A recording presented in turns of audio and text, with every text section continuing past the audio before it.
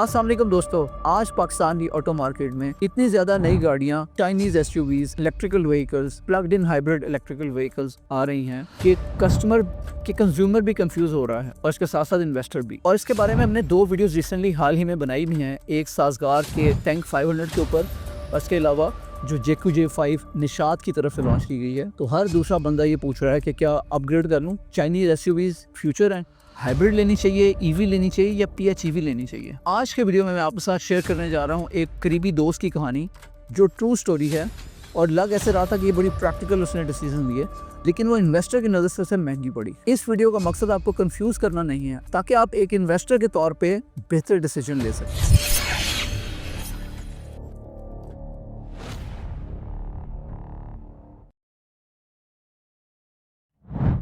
मेरा एक दोस्त था जिसके पास कुछ सालों पहले होंडा सिविक रीबर्थ गाड़ी थी, कोई 2013-14 का मॉडल। फैमिली नीड्स चेंज हुई और इसके साथ साथ मार्केट में कुछ नई एसयूवीज आई, जिनमें हियोंडे की टूसॉन थी और इसके साथ साथ किया की स्पोर्टेज थी, और उन्हीं दिनों में DFS की ग्लोरी भी लॉन्च हुई थी। तो उसकी चूंकि नीड थी 7 सीटर, तो ही उसने ऑप्ट किया DFS के ग्लोरी 7 सीटर के लिए, क्योंकि उसका रेट उस वक्त तकरीबन 5 मिलियन था, जबकि उसके मुकाबले में जो टूसॉन थी वो तकरीबन 7 मिलियन की थी, और इसके साथ साथ जो स्पोर्टेज थी वो भी 7 मिलियन। तो 2 मिलियन में उसको नजर आया कि यार ये तो बड़ा जबरदस्त वैल्यू मिल रही है मुझे, और साथ में 7 सीटर भी मिल रही है, क्योंकि बाकी 2 गाड़ियां 5 सीटर थी। उसने अपनी सिविक रीबर्थ 26 लाख रुपए की बेची, 24-25 लाख रुपए और डाल के उसने ब्रांड न्यू DFS के ग्लोरी 580 प्रो ले ली, जो उसे मिली 51 लाख रुपए की। इसका मतलब ये हुआ कि उसको 25 लाख रुपए का फ्रेश टॉप अप करना पड़ा, और यहीं से इन्वेस्टर लेसन स्टार्ट होता है। आज की सिचुएशन देखें और अब उसकी रीसेल वैल्यू काफी कम हो गई है और वो तकरीबन 44-45 लाख में बिक रही है। अब सिंपल मैथ करते हैं कि बाइंग प्राइस 5.1 मिलियन थी और उसके बाद अब जो सेल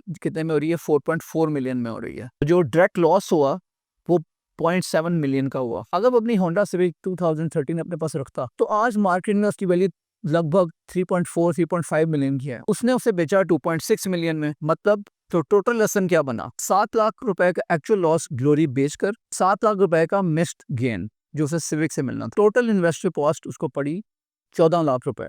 ये ना तो डिजास्टर है, लेकिन ना ही ये छोटी रकम है, लेकिन ये अवॉइडेबल है। कैसे, ये क्लियर कर देता हूँ। मसला ये था कि उसने फ्रेश कैपिटल इंजेक्ट किया एक ऐसी गाड़ी में जिसकी लिक्विडिटी कमजोर थी और एग्जिट अनसर्टेन था। इन्वेस्टर के लिए ये सबसे बड़ा रेड फ्लैग होता है। इसीलिए आपने सुना होगा जो सुनील मंझ हैं पाक व्हील्स के, वो अक्सर ये कहते हैं कि जब भी कोई गाड़ी नई मार्केट में आती है तो लाजमी तौर पर उसको लेने से पहले उसकी ज़ाहिरी शान शौकत पर ना जाएं, बल्कि उसका पूरा ट्रैक रिकॉर्ड चेक करें। क्या वो गाड़ी एक अच्छे ग्रुप के साथ पाकिस्तान में लाई जा रही है, उनका ट्रैक रिकॉर्ड अच्छा है, पीछे से जो कंपनी है वो भी स्ट्रॉन्ग है। ये सारी चीज़ें आप एक नई गाड़ी लेते हो आपको डिसीजन मेकिंग में शामिल होनी चाहिए। हर अपग्रेड में आपको थोड़ा सा कैश इंजेक्ट करना पड़ता है, लेकिन बंदा सिस्टम और होंडा के इकोसिस्टम के अंदर रहता है। जब आप इस इकोसिस्टम और लैडर से बाहर निकलते हैं तो री एंट्री महंगी पड़ती है, और यहाँ भी यही हुआ। आज पाकिस्तान की ऑटो मार्केट में चाइनीज एसयूवीज, EVs, PHEVs हर जगह नजर आ रही हैं। फीचर्स स्ट्रॉन्ग हैं, प्राइसेस भी टेम्पटिंग हैं, और मार्केटिंग भी जबरदस्त है। और कंज्यूमर्स यही सोचता है कि यार फ्यूचर तो यही है, लेकिन इन्वेस्टर ये पूछता है 3 साल बाद इसे कौन खरीदेगा? अगर ब्रांड या प्लांट बंद हो गया तो फिर क्या होगा? एग्जिट स्ट्रैटेजी क्या होगी? एग्जिट कितना आसान होगा? और यहीं पर लोग कंफ्यूज होते हैं। इन्वेस्टर्स के लिए कार 2 तरह की होती हैं। नंबर 1, जिनकी हाई रीसेल होती है और स्ट्रॉन्ग लिक्विडिटी होती है और प्रिडिक्टेबल एग्जिट होता है, और ये होती हैं कैश विद व्हील्स। दूसरी वो गाड़ियां होती हैं जहाँ ब्रांड का रिस्क होता है, डिस्ट्रीब्यूटर का रिस्क होता है, और थिन रीसेल मार्केट होती है, और ये होती हैं एक्सपेंसेस जो एसेट का लिबास पहनती हैं। मेरे उस दोस्त ने टाइप 1 से टाइप 2 में शिफ्ट कर लिया बगैर इस रिस्क को प्राइस किए हुए। इस वीडियो का लेसन या टेक अवे लिख लें। नंबर 1, कमजोर रीसेल वाली गाड़ी में फ्रेश कैश इंजेक्ट मत करें। नंबर 2, एंट्री से पहले एग्जिट कैलकुलेट करें। नंबर 3, ब्रांड सर्वाइवल फीचर्स से ज्यादा इंपॉर्टेंट है। नंबर 4, लाइफस्टाइल अपग्रेड्स हमेशा सरप्लस कैपिटल से होनी चाहिए। नंबर 5, पाकिस्तान में लिक्विडिटी सबसे बड़ी स्ट्रेंथ है। क्या ये फैसला जो मेरे दोस्त ने किया बिल्कुल गलत था?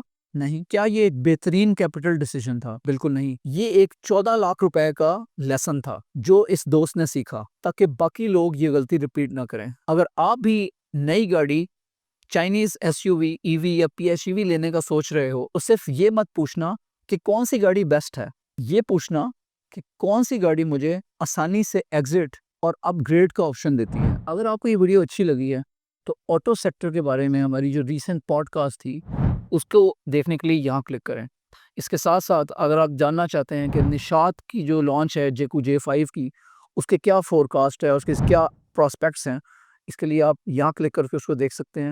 और उसके साथ-साथ अगर आप ये जानना चाहते हैं, साज़गार के जो 2026 के लॉन्च प्लान्स हैं गाड़ियों के, इन वीडियोज़ को देखकर आप पाकिस्तान के ऑटो सेक्टर्स में क्या-क्या चेंजेज़ आ रही हैं और ये जो नई गाड़ियाँ हैं, ये क्या-क्या प्रॉस्पेक्ट्स हैं इनके बारे में आपको ठीक-ठाक तफ़सील से इन्फॉर्मेशन मिल सकती है। इन तीनों वीडियोज़ के लिंक्स डिस्क्रिप्शन में दिए जा रहे हैं। अगर ये वीडियो आपको एक महंगी गलती से बचा सकती है, तो इसे लाइक करें, चैनल को सब्सक्राइब करें और इसे किसी ऐसे दोस्त के साथ शेयर करें, जो गाड़ी अपग्रेड करने वाला है।